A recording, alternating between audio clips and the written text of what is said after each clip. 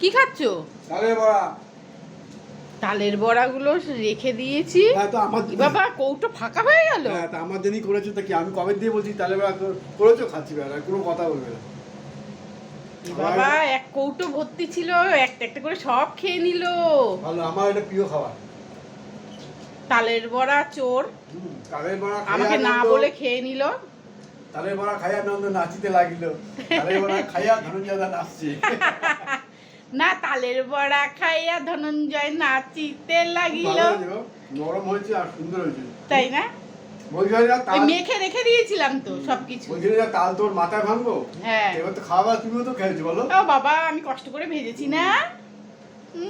কষ্ট করে কে ভাজলো আগুনের সামনে দাঁড়িয়ে দাঁড়িয়ে? তুমি তো তাই যে তুমি খালি ছেনে দিয়েই চলে গেছো, তারপরে দায়িত্ব তো আমার। করবে, এটা আমি করবো।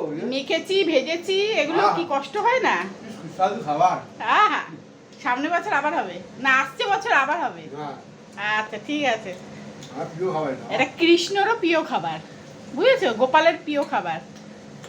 আবার এলো তাল একটা। না না না আর না, হয়ে গেছে, আবার সামনের বছর। তাল বাজারে আছে তো, আনি না। না না না আর না, আর ভাল লাগে না বাবা।